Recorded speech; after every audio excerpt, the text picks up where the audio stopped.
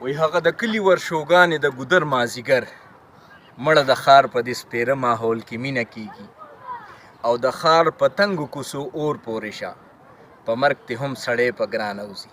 کلیوال ژوند دي، ګودرونه، سیلونه، کلو فضاګانې، هواګانې یقینا چې دا د نعمت نه کم نه دي. د ښار حوالې سره موږ او تاسو ژوند وګورو نو دا ټایم به ډېر زیات لوګي وي، هلته شور به وي، غوغا به وي. دلته یو پرسکونه ماحول دی. زما په بیک سایډ باندې په دغه سایډ باندې شړشمې دي، د غنمانو دغه بوټي دي، دغه دي فصلونه دي، دا تقریبا بس راوچتېدو واله دي. د روژې نه بعد به خلک بیا د لونو انتظام کوي. د ایراب یا د ولې په غاړه دا چکر دا دغه چې کوم دی نو د دې ډېرې زیاتې فایدې وي. خو هغه چاته پته لګي څوک چې هلته کمرو کې ناست وي، ډرایینګ روم کې ناست وي او بس چې یو ځای نه پاسي بل ځای کیني، یو ځای نه پاسي بل ځای کیني. خو زه او دیان دغه لایف انجوای کوو او وایو چې تاسو سره هم شریک کړو، ځکه چې ډېر خلک د هغوی زړه دا دی چې لکه مونږ کلي ته لاړ شو، کلیوال ژوند وکړو. نو کلي ستاسو دپاره د کلي د فضاګانې دا هر څه چې کوم دي هغه کولو دي، هر کله راشئ. دا ستاسو خپل کلي دي، دا مه هېروئ، ځکه چې دغه خاوره چې کومه ده که نه نو دې کې ډېر زیاته مینه ده، ډېر زیات محبت دی ورکې. خو مونږ او تاسو د دې نه یو ځان لرې کړی دی. نو خپل لایف داسې مه تېروئ چې لکه بلکل مصروفیات او د ژوند مقصد صرف دا وي چې به زه به پیسه ګټم. پیسه ګټل ژوند نه دی. ژوند انجوای کوئ، خپل صحت له وخت ورکوئ، خپل ځان له وخت ورکوئ، خپلو بچو له وخت ورکوئ. راشئ کلي ته، د کلي دغه ورشوګانې وګورئ، د کلي دغه وګورئ، ولې وګورئ، دغه اوبه وګورئ، دلته دا ښایستونه وګورئ او کلو هواګانو، کلو فضاګانو کې ساګانې واخلئ. نو انشاءالله ډېرې بیماریانې به مو دې سره لرې شي. مخکې ځو، نور حالات تاسو سره شریک کوم. راځئ. جی ملګرو، چکر مو ووالو، ستړی هم شو خو مزه یې هم راکا. او زما په دې بیک باندې تاسو ګورئ ګاډي نیم راغلي.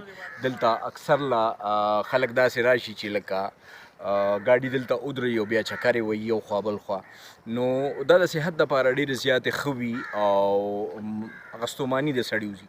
بله خبره دا ده چې دا کم شیشې دپاره چې زه ریکارډینګ کومه نو زمونږ نیم وخت دې ځان سره وړی دی.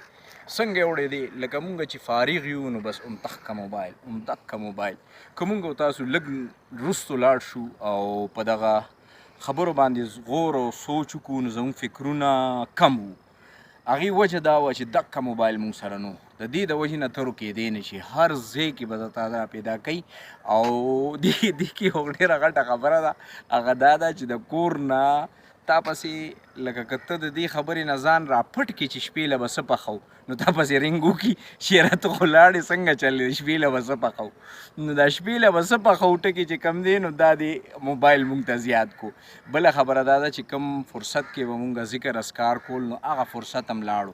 زمونږ د خپل بچو دپاره چې کم وخت و نو تقریبا هغه هم لاړو، ځکه چې لکه زیات تر مونږ اوس موبایل کې سر ورکړي وي، کله یو طرف ګورو کله بل طرف ګورو.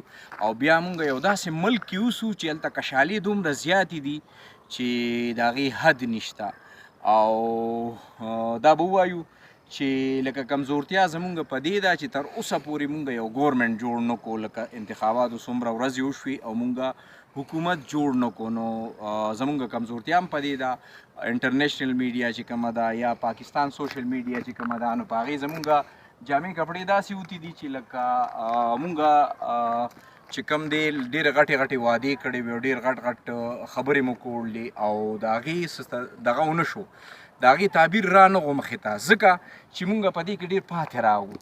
نو ملګرو دغه خو یو طرف ته خبرې دي، الله مو د هغې نه ساتي. سیاست بس زما خو نه دی خوښ که ستاسو خوښي زه خو وایم چې لکه بس الله تعالی دې هغه حکمران راولي کوم کې چې زمونږ د مذهب خیر وي او زمونږ د پاکستان د مسلمانانو پکې خیر وي او د ټولې امت مسلمه دپاره په هغه کې خیر وي نو الله تعالی دې هغه حکمران راولي. په هر حال د کلي دغه ورشوګانې د کلي دغه چکر دا بالکل مه هېروئ. په دغه څنګ که مونږ او تاسو ګورو ډېر زبردست دغه دی کله به هلته تاسو بوزم د شړشمو یو ډېر زبردست پلاټ دی چا کرلی دی نو دغلته به بوزم دا هغه ځمکه وه ملګرو دا وال چې کوم دی دا اوس دغه شو دا هغه ځمکه وه چې په دې به سیلابونه اوړېده اوس دې ځمکه کې کلول کېږي په دې کې مختلف قسمه سبزیانې نورې هم کېږي الوګان په دې کې کېږي سپین ګني په دې کې کېږي دا ځمکه مخکې ځنګل و اوس داسې شوه.